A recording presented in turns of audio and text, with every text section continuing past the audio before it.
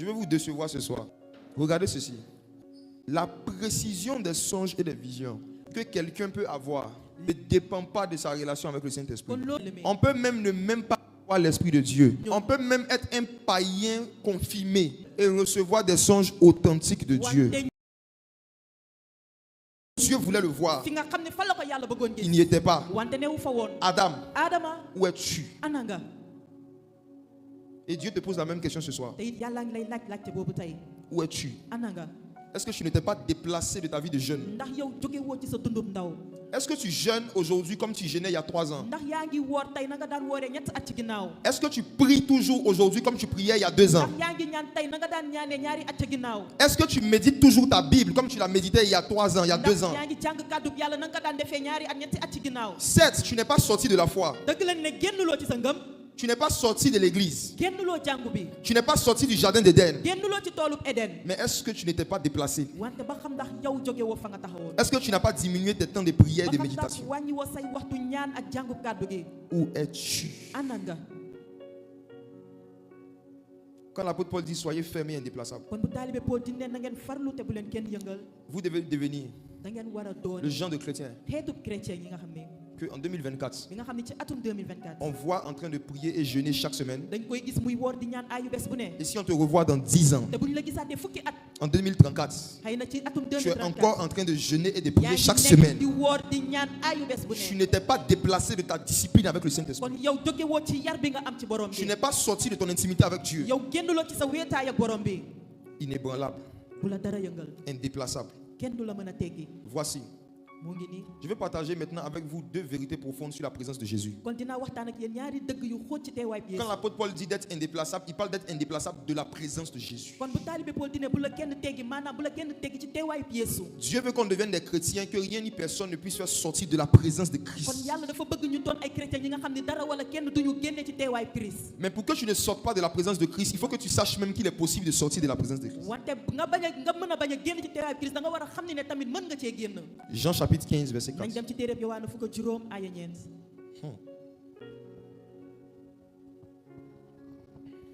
Jean chapitre 15, verset 4.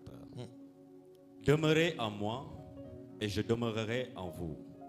Comme le sarment ne peut de lui-même porter du fruit s'il ne demeure attaché au cep, ainsi vous ne le pouvez non plus si vous ne demeurez en moi. Si vous lisez Jean chapitre 15, le mot que le Seigneur Jésus a le plus utilisé dans ce chapitre, c'est le mot demeurer. Demeurer. Demeurer. Que signifie demeurer? Soyez indéplaçable. Demeurer est différent de rentrer. Demeurer, c'est rentrer et rester pendant longtemps. Il y a beaucoup de gens qui sont rentrés en Christ et qui n'ont pas demeuré en Christ. Hommes de Dieu, vous qui évangélisez, ne soyez jamais complètement satisfaits par le fait que quand vous lancez un appel au salut, vous voyez des milliers de personnes se lever et dire je reçois Jésus. Soyez satisfaits quand vous allez voir ces milliers de personnes demeurer en Jésus. Car la Bible et l'expérience pratique du ministère montrent que la majorité de ceux qui rentrent en Christ ne demeurent pas en Christ. La majorité de ceux qui prennent la décision de donner leur vie à Jésus, après repartent voir Jésus après le programme pour répondre leur vie. Il y a combien de personnes qui sont rentrées en Christ et qui demeurent en Christ? Demeurer, c'est rester pendant longtemps. La première vérité sur la présence de Jésus que je veux partager, c'est que c'est possible d'avoir pris la décision d'accepter Christ, mais de n'avoir jamais demeuré en Christ. C'est possible de s'être levé un jour dans une église ou dans un programme, dire je donne ma vie à Jésus, et après ça continuer de pratiquer ces mêmes péchés, continuer d'écouter les mêmes musiques mondaines, continuer de fumer les mêmes cigarettes, les mêmes drogues, continuer de regarder les mêmes vidéos pornographiques, mais toujours prétendre être en Christ. Comment est-ce qu'on reconnaît quelqu'un qui, après avoir reçu Jésus, est demeuré dans la présence de Jésus? On reconnaît la présence de Jésus dans la vie de quelqu'un à partir de l'absence de l'amour du monde. Je rembobine. On reconnaît la présence de Jésus dans la vie de quelqu'un par le fait qu'on ne peut pas retrouver dans la vie de cette personne la présence de l'amour du monde et des choses qui sont dans le monde. L'Écriture dit: n'aimez pas le monde, ni les choses qui sont dans le monde. Si quelqu'un aime le monde, l'amour de Dieu ne demeure pas en lui. On ne reconnaît pas quelqu'un qui aime Dieu en fonction de son amour pour les cantiques chrétiens. On ne reconnaît pas quelqu'un qui aime Dieu en fonction de son amour pour les programmes d'église. On ne reconnaît pas quelqu'un qui aime Dieu en fonction de son amour pour les films chrétiens. On reconnaît quelqu'un qui aime Dieu en fonction de sa haine pour les choses du monde. Alléluia. On reconnaît quelqu'un qui est dans la présence de Jésus par le fait qu'il ne supporte pas la présence de l'iniquité. Partant de cette définition, vous connaissez autour de vous combien de personnes qui sont dans la présence de Jésus? Vous connaissez combien de jeunes chrétiens dont on peut prendre le téléphone sans les avertir et ne pas retrouver des vidéos pornographiques, ne pas regarder des images de nudes qui s'échangent avec les petits amis, ne pas retrouver des musiques mondaines? Il y a des choses qui sont encore présentes dans ton téléphone qui prouvent que tu ne vis pas dans la présence de Jésus. Et ce soir, Dieu est venu avec sa parole pour déchirer de ton cœur l'amour du monde et des choses qui sont dans le monde. La Bible dit que si quelqu'un aime le monde, il est ennemi de Dieu. Comment est-ce que Dieu peut être ton ennemi? Et tu aimes chanter le cantique de Dena Moana qui dit: le Saint-Esprit est mon ami. Beaucoup de nos jeunes qui appellent le Saint-Esprit leur ami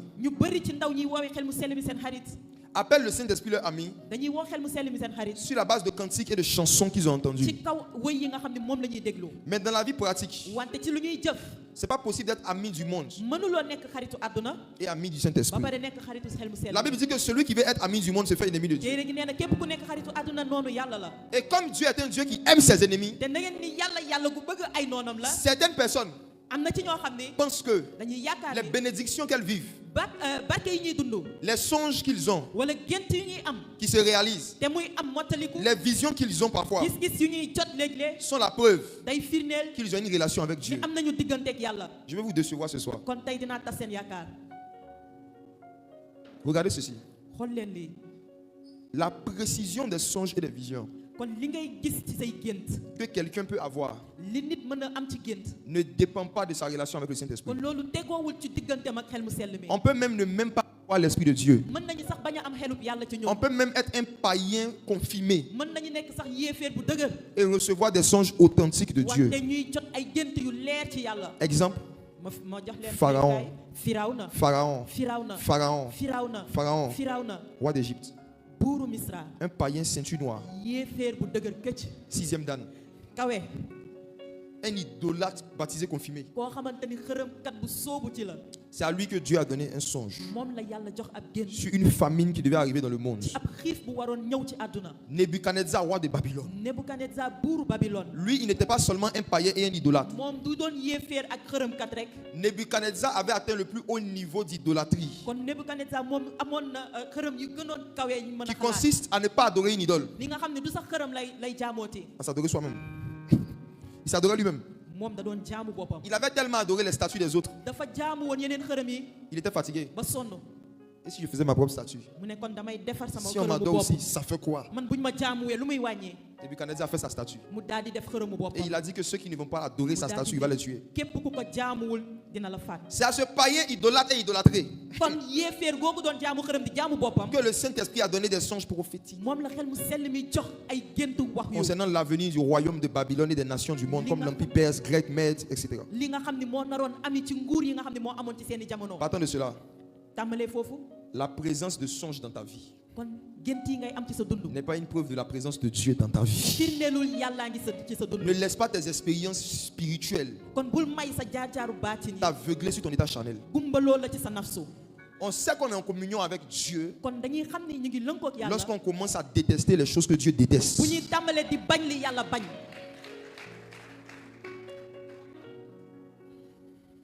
Le Seigneur Jésus dit dans Jean 15, verset 4 que nous avons lu: demeurez en moi, je vais demeurer en vous. La deuxième vérité sur la présence de Jésus, c'est que Jésus peut être en toi sans que tu ne sois en lui. Si je suis en vous et que vous êtes en moi, dit le Seigneur, demandez ce que vous voulez. Jésus a parlé de deux expériences qu'on peut avoir avec sa présence.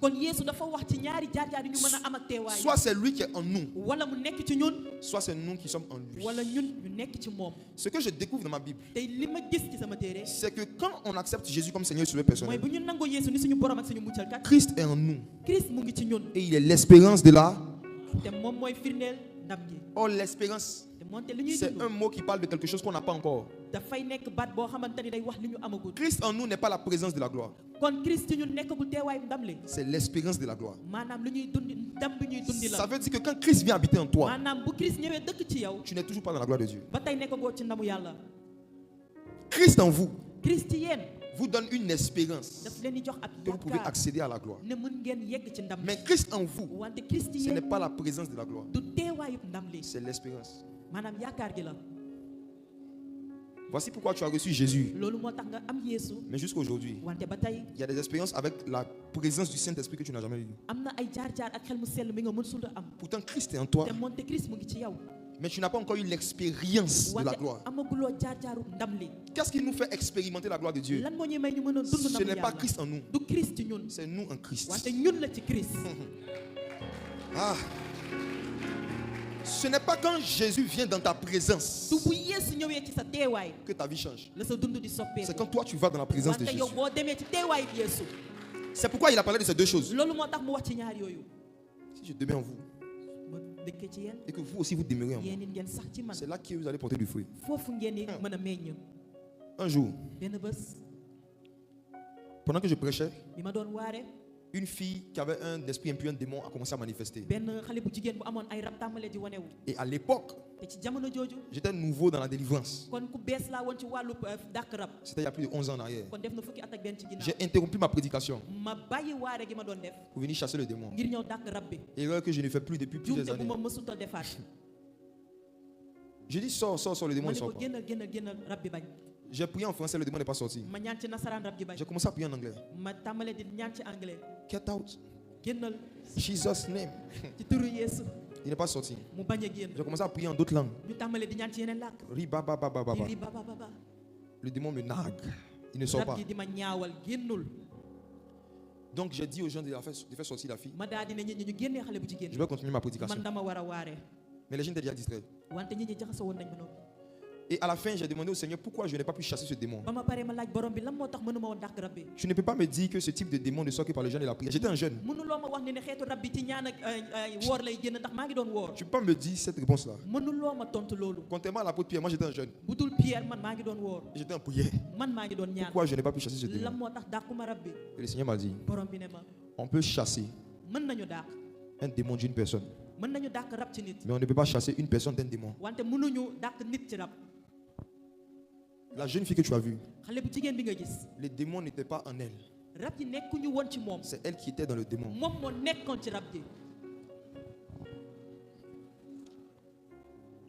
Si vous demeurez en moi et que je demeure en vous, de la même manière que Jésus peut être en toi et toi aussi tu es en Christ, un démon peut être en toi et toi aussi tu es dans le démon. Je demande au Seigneur de m'expliquer ce phénomène. L'explication est simple. Le Seigneur m'a dit, il y a des démons qui procurent des avantages à certains humains. Et à cause des avantages qu'il leur donne, ces humains eux-mêmes ne veulent pas que ces esprits s'éloignent d'eux. C'est comme si tu rentres dans une famille sénégalaise qui a réussi à prospérer grâce à la photo d'un vieux marabout qui est dans le salon. Tant que la photo du vieux tour est là,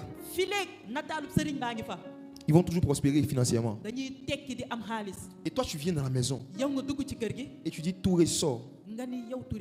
Les gens de la maison vont te combattre. Ils vont dire laisse Touré, laisse le vieux Touré à sa place. Laisse la photo du vieux. C'est grâce à lui que nous prospérons. Donc ces familles-là, les démons leur donnent des avantages financiers. Donc ils ne veulent pas que le démon parte.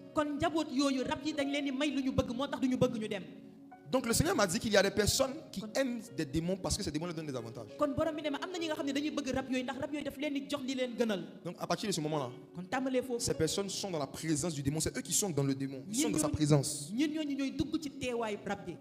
Donc s'il y a quelqu'un à chasser, ce n'est pas les démons, c'est eux. En fait, c'est eux qui doivent sortir de la présence du démon. Et comment est-ce qu'on fait sortir un homme de la présence d'un esprit? Personne ne le peut, à part la repentance de la personne elle-même.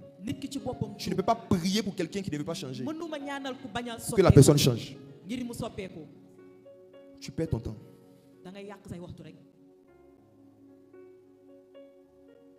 Il y a des personnes qui ne seront jamais délivrées, peu importe le nombre d'heures de délivrance que vous faites. Parce que ces personnes ne se sont jamais repenties de leur mauvaise vie. C'est la repentance qui peut chasser un démon de la présence de quelqu'un et qui peut faire sortir quelqu'un de la présence d'un démon. La repentance. La repentance. La repentance. Voici pourquoi, homme de Dieu, femme de Dieu, aspirez au don de parole de connaissance. Surtout à celui de prophétie. Pourquoi? Parce qu'il y a des gens qui vont venir vous expliquer des problèmes spirituels graves dont ils ne connaissent pas l'origine. Il y a des gens qui vont prendre des rendez-vous avec vous pour vous expliquer des problèmes qui se répètent dans leur vie, des esprits qui les fatiguent, et ils vont demander juste la prière.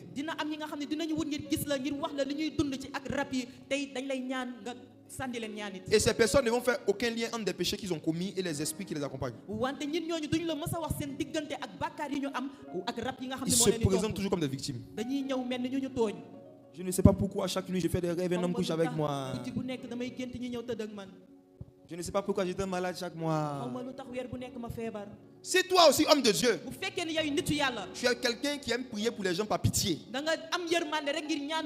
tu vas perdre ton temps à essayer de faire sortir un démon de la vie de quelqu'un qui lui-même demeure dans la présence du démon par ses mauvaises pratiques. C'est le don de prophétie. C'est le don de prophétie et le don des paroles de connaissance qui révèle l'origine des choses. Gloire à Jésus. S'il y a des esprits qu'on chasse et qu'on rechasse de ta vie, qui partent, qui viennent, c'est qu'il y a un péché dans ta vie dont tu n'étais pas encore repenti.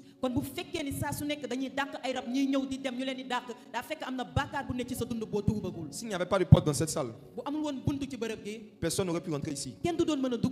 S'il n'y avait pas de péché dans ta vie, aucun esprit n'aurait pu pouvoir rentrer en toi après qu'un pasteur prie pour toi.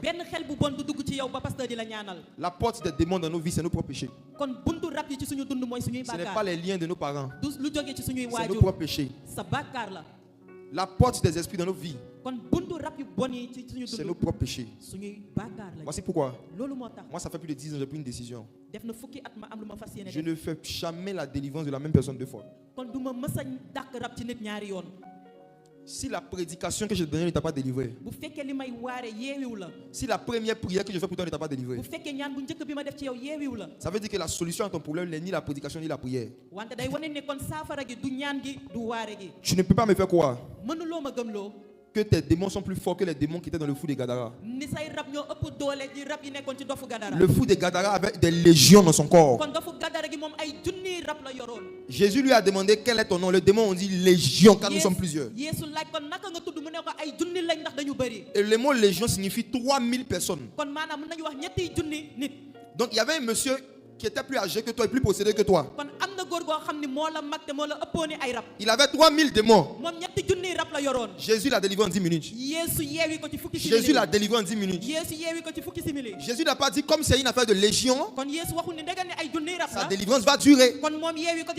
On va prendre un mois.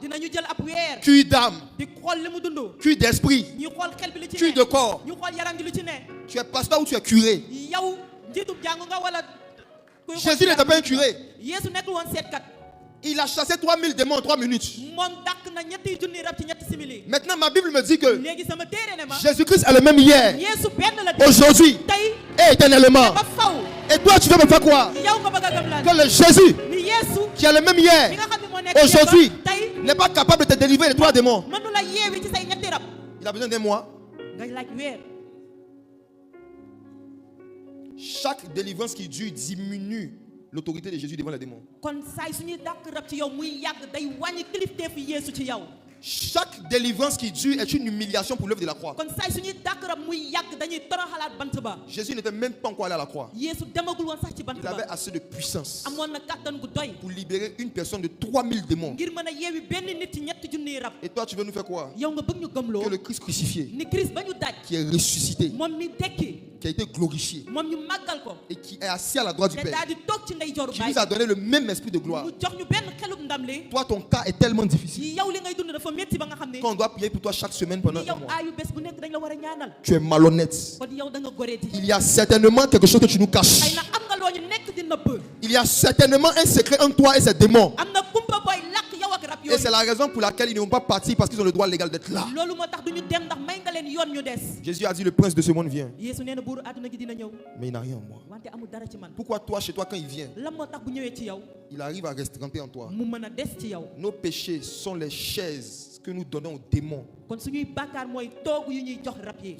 dans nos vies. Répondez-vous et vous recevez le don du Saint-Esprit. C'est l'évangile simple qui a été prêché le jour de la Pentecôte. Voici comment devenir un chrétien qui, une fois rentré dans la présence de Jésus, reste inébranlable, reste indéplaçable. Sachez que la majorité de vos amis qui vous ont connu dans le monde souhaitent vous revoir un jour, revenir vers eux et admettre que vous vous êtes trompé. Vous n'étiez pas aussi saint que ce que vous pensiez. Le plus grand rêve de Satan, c'est de te voir retourner dans le monde. Le plus grand rêve de Satan, c'est de te voir abandonner la prière, la méditation, le jeûne, la consécration. Chaque fois qu'à cause d'une blessure ou d'une humiliation, chaque fois qu'à cause d'une souffrance dans ta vie chrétienne, tu décides de ne plus jeûner et prier comme avant, tu es en train de réaliser le rêve du diable. Satan rêve de ne plus te voir prier. Il rêve de ne plus te voir lire la Bible. Satan n'a pas peur des gens qui vont à l'église. Il a peur des gens qui vont à la Bible. Regardez ceci. Il y a 3 choses que vous devez pratiquer toute votre vie chrétienne pour devenir inébranlable, indéplaçable de la présence de Jésus. 3 grandes choses. À cause du temps, je vais parler de 2. Et si la prochaine fois j'ai une prise de parole, je vais terminer avec le 3e. Parce que le 3e c'est lourd. Aujourd'hui je vais parler de 2. Je crois fermement en Matthieu chapitre 5 le verset 8, où il est écrit: heureux ceux qui ont le cœur pur, car ils verront Dieu. Je crois en ce verset. Je crois que je n'ai pas besoin d'attendre après ma mort au paradis pour voir Dieu. Je peux le voir maintenant. Jésus a donné la possibilité à tous ses disciples de voir Dieu. Qui veut voir Dieu? Il n'a pas dit heureux ceux qui jeûnent 40 jours quand ils verront Dieu. Il n'a pas dit heureux ceux qui prient longtemps quand ils verront Dieu. La condition pour voir Dieu, c'est avoir le cœur. Avoir le cœur. Avoir le cœur.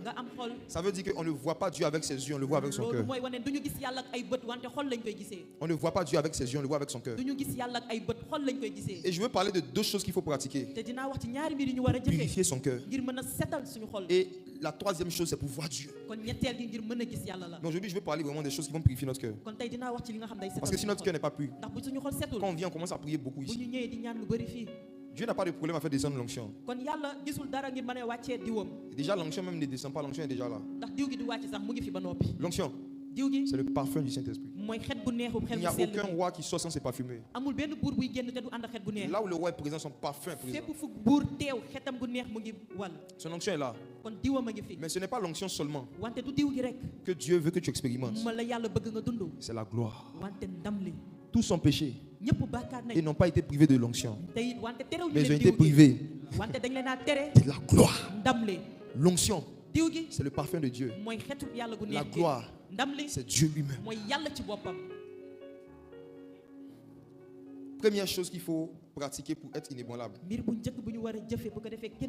Numéro 1, il faut rechercher à avoir une vie de méditation personnelle et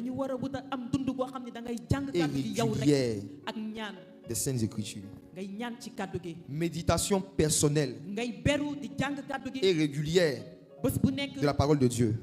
Psaume chapitre 1, verset 1 à 3, on va lire ça.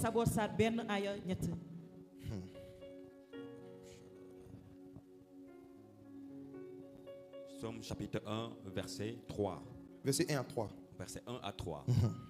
Heureux l'homme qui ne marche pas selon le conseil des méchants, qui ne s'arrête pas sur la voie des pécheurs et qui ne s'assied pas en compagnie des moqueurs.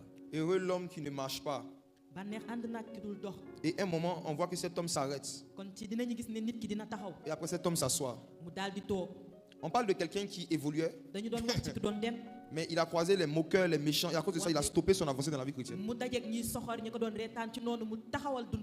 Et regarde le verset 2. Mais qui trouve son plaisir dans la loi de l'Éternel et qui la médite jour et nuit. Il la médite comment? Jour et nuit. Il la médite comment? Si quelqu'un médite la loi de Dieu jour et nuit, il va devenir quoi? Selon le verset 3. Il est comme un arbre planté près d'un courant d'eau, qui donne son fruit en sa saison et dont le feuillage ne se flétrit point. Tout ce qu'il fait lui réussit. Est-ce que vous croyez en ça? Est-ce que vous croyez que c'est possible d'arriver à un stade dans sa vie chrétienne où tout ce que tu fais réussit? Pas certaines choses. Tout. Est-ce que vous croyez en ça? Est-ce que vous croyez que c'est possible d'arriver à un stade en tant que des entrepreneurs où il n'y a aucun business que vous allez mettre en place qui va échouer?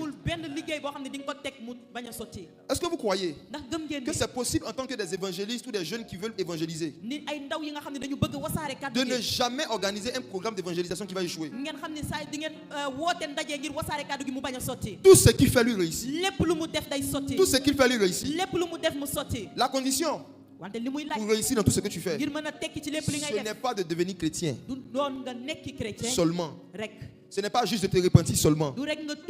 Mais c'est de développer une vie de méditation de la parole de Dieu. Jour et nuit. Le Seigneur dit que tous ceux qui méditent sa parole au moins 2 fois par jour, ils deviennent des arbres enracinés, indéplaçables, inébranlables. Demande à ton voisin, la dernière fois où tu as lu 2 chapitres de la Bible seul, c'était quand?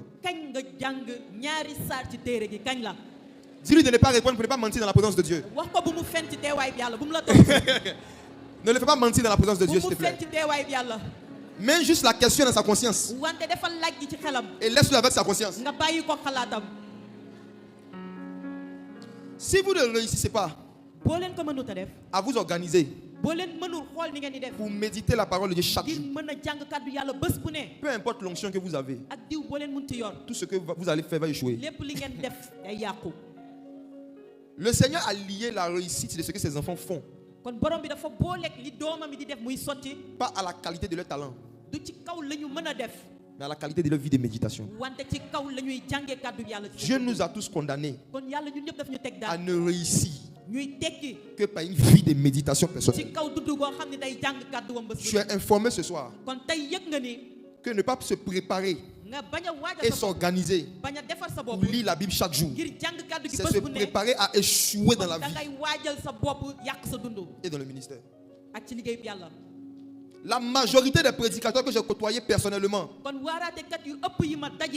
ne méditent pas la Bible sérieusement. Je vous dis la vérité. Surtout les prophètes là.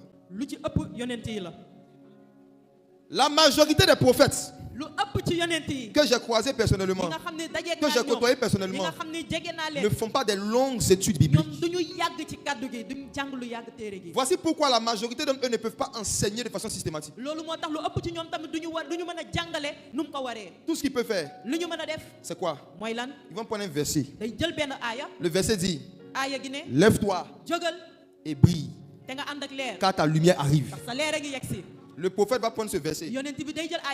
Comme il n'a pas fait une étude biblique jour et nuit, il va dire, la Bible dit, lève-toi et brille, car ta lumière arrive. Répète après moi: ma lumière arrive. Ma lumière arrive. Et il va dire, pendant que tu répètes, je vois une lumière. Je vois une lumière. Est-ce que je peux prophétiser? La prédication est finie comme ça.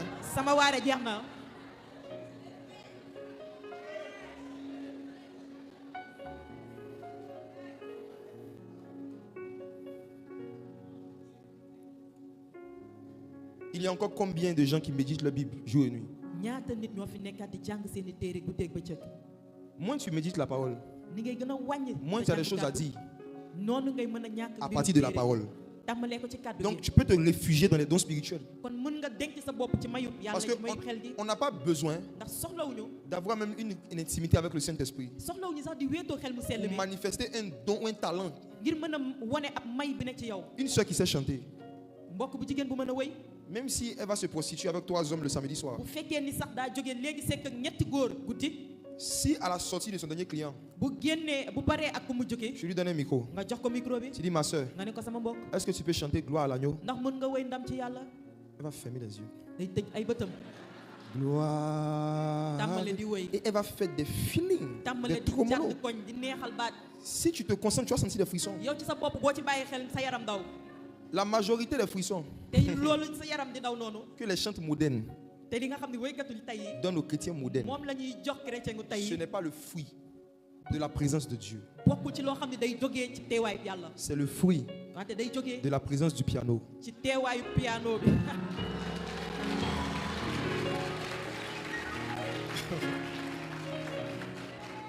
Jésus de Nazareth a exercé son ministère pendant 3 ans et demi. Sans piano, sans guitare, sans groupe musical. Mais l'onction et la gloire qui descendait, qui guérissait les malades, qui chassait les démons, qui faisait que les foules le suivaient, n'était pas rattaché à une sensation créée par la musique. Jésus a servi le Père sans musique pendant 3 ans et demi. Pas pour dire que c'est interdit, mais pour dire que c'est possible. Que le Saint-Esprit fasse de grandes choses, même s'il n'y a pas de grands musiciens talentueux. Aujourd'hui, beaucoup de prédicateurs se sont compromis en acceptant dans leurs groupes musicaux des musiciens qui jouent dans le monde et qui viennent jouer dans l'église. Parce qu'ils ont besoin de bons sons et de professionnels. Or, au ciel, il n'y a pas d'adorateur professionnel. L'adoration n'est pas un métier musical. L'adoration, c'est un style de vie sacrifié à Dieu chaque jour. Et c'est quand un musicien ou un chanteur accepte de sacrifier son amour pour le monde et à se mettre au service de Dieu uniquement, c'est là que sa musique est une adoration. Que Dieu nous ramène davantage ici au Sénégal et dans toutes les nations d'Afrique. Le genre de chante qui nous reviendra de leur temps de retraite et de jeûne,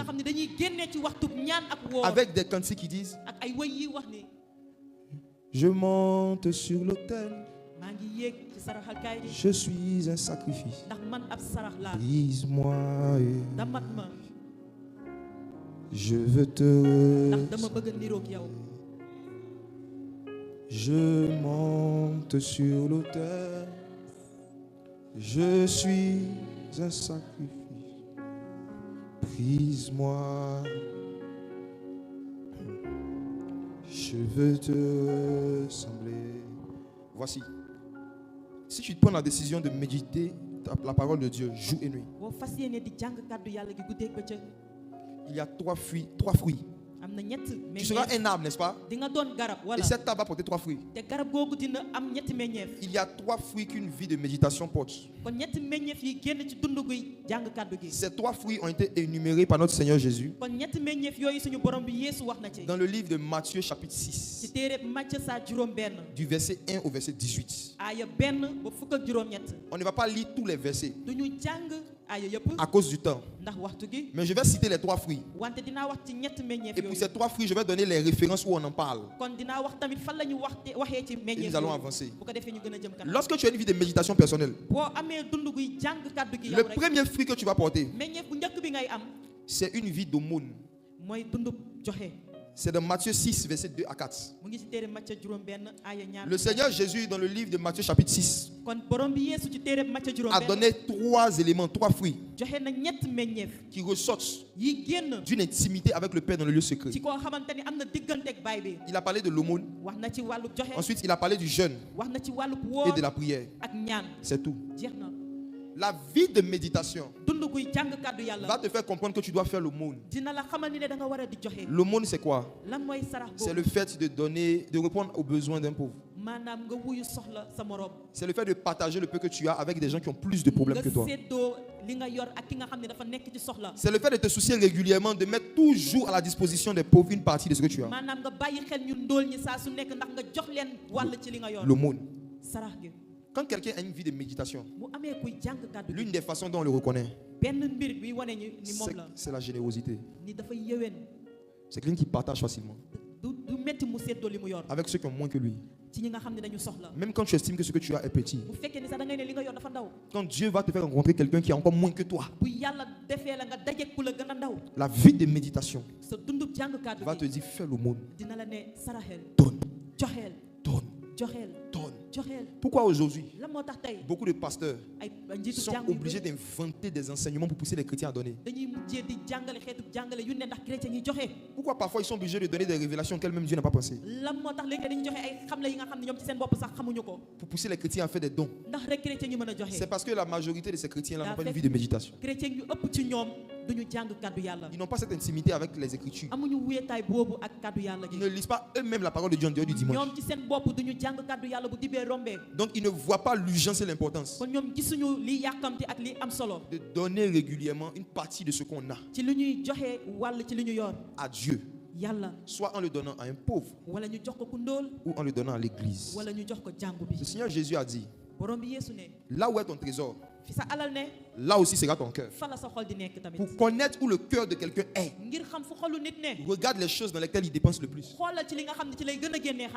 Je rembobine. Là où est ton trésor, là où est ton argent, là aussi sera ton cœur. Simple. Si je veux savoir où est-ce que tu mets ton cœur, dans quoi est-ce que tu mets le plus de cœur, je vais regarder dans quoi est-ce que tu donnes le plus d'argent. Il y a beaucoup de ceux en Christ. Votre cœur n'est pas dans votre poitrine. Votre cœur est sur votre tête. Il y a beaucoup de ceux en Christ. L'argent de leur coiffure est plus élevé que le montant de toutes les offrandes qu'elles font en un mois. Fais des calculs, ma soeur. Ce que tu mets dans ton apparence est supérieur ou inférieur à ce que tu mets dans le panier d'offrande. Là où est ton trésor, là aussi sera ton cœur.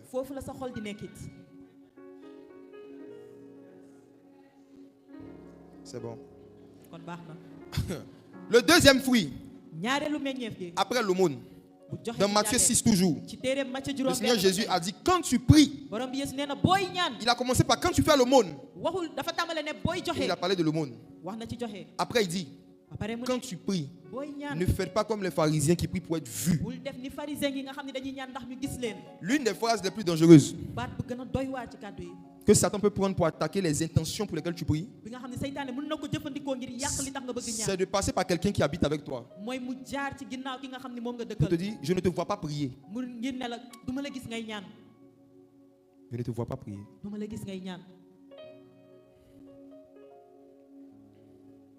Cette phrase, qui a l'air d'être une remarque anodine, peut être utilisée par l'ennemi pour créer dans ton cœur le désir de prier pour être vu. Tu peux décider pour ne pas que les gens avec qui tu vis disent que tu ne pries pas, de faire exprès de prier devant eux, dans l'intention qu'ils voient que tu es une femme de prière. En ce moment-là, devant Jésus, si tu as déjà ta récompense, ça veut dire que c'est inutile. Une vie de méditation personnelle va créer une vie de prière personnelle qui ne sera pas toujours vue par ton entourage. Je crois qu'il peut arriver des temps dans la vie chrétienne où le Saint-Esprit te pousse à ne prier que dans ton cœur, sans forcément te mettre à part d'une pièce. Et ceux qui sont assis avec toi peuvent te voir pendant 4 heures de temps assis avec eux. Pendant qu'ils sont en train de causer, de discuter, toi dans ton cœur, le Saint-Esprit, l'esprit de prière, te fait rentrer dans le lieu secret. Ce lieu secret dont Jésus parlait, ce n'est pas une pièce physique. C'est ton cœur. Tu peux être assis avec les gens. Tu les regardes. Ils te regardent. Mais dans ton cœur, là il a mando close de famille. Sgeplando close de fait déclamando vidalio. Le parler en langue, c'est la clé qui ouvre la porte du lieu secret. Quand on parle de secret, c'est quelque chose qu'on ne comprend pas, qui est caché, que personne ne peut comprendre. Celui qui parle en langue ne parle pas aux hommes. 1 Corinthiens 14. Il ne parle pas forcément aussi devant les hommes. Donc il n'a pas besoin qu'ils entendent. Il parle à Dieu. Et c'est un esprit dans son cœur qui dit des mystères. Et personne ne le comprend. Ne prouvez pas aux gens que vous priez. Ne cherchez pas à faire des choses pour que les gens sachent que vous priez. C'est toi qui sais ce qui se passe dans ton cœur, entre toi et Dieu. Et souvent tu dois garder ça secret. Ce qui se passe dans le lieu secret doit rester secret. Parfois des journalistes m'interviewent en Côte d'Ivoire ou parfois des chaînes là viennent me voir. Il y a une question piège qu'on pose. Homme de Dieu, au vu de tout ce qu'on voit, vous priez combien de temps par jour?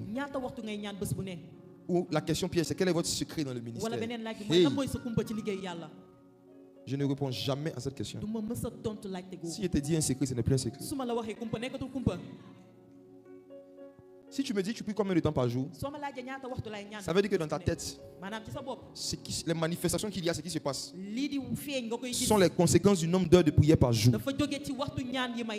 Déjà ton raisonnement n'est pas bon. Donc, si je te réponds, je vais t'encourager dans quelque chose qui n'est pas bon.